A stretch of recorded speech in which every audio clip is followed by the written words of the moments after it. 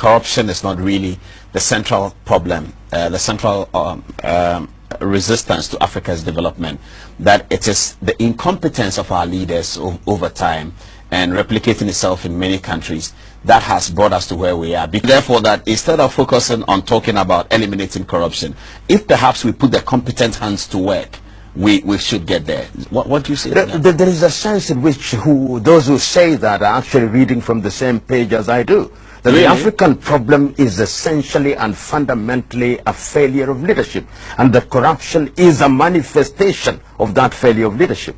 The reason why people engage in corruption is because these individuals have no agenda for their countries. The first reason why they want to get into public office is that they want to use public office to feather their nest. They get into public office so that they have prestige. But if you have men and women who are competent, then they will use their office for the benefit of their countries. They will not engage in activities that undermine their countries. I agree with you, therefore.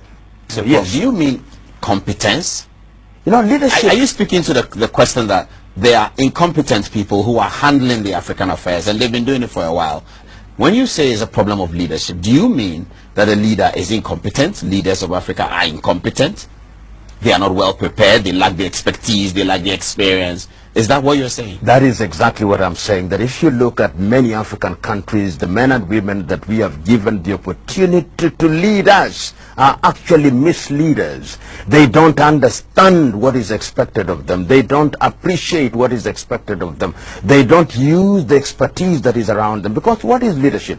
Leadership is the ability to identify professionals and experts in different areas and use the expertise to achieve the overall agenda that is in the interest of the nation, so that you don't have to be an economist to ensure that your country is moving in the right economic direction.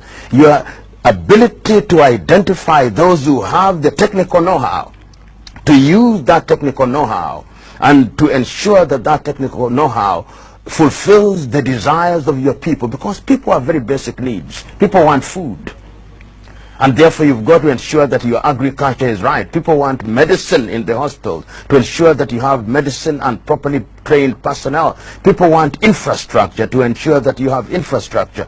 People want their taxes to be utilized well, and people must have focus. And we have seen in the recent past, and I remember during my lecture I said, within a very short stint, a young man who had not gone to school very well, Thomas Sankara of Burkina Faso, was so clear in his vision as to what ought to happen to his country that he was able to put together a number of individuals to move the country in the right direction. In one sentence, therefore, I'm saying African leaders have demonstrated not once, not twice, not thrice, but times without number that they are incompetent. And even those who have had the advantage of formal education have demonstrated that the education they have does not change their minds and hearts fundamentally.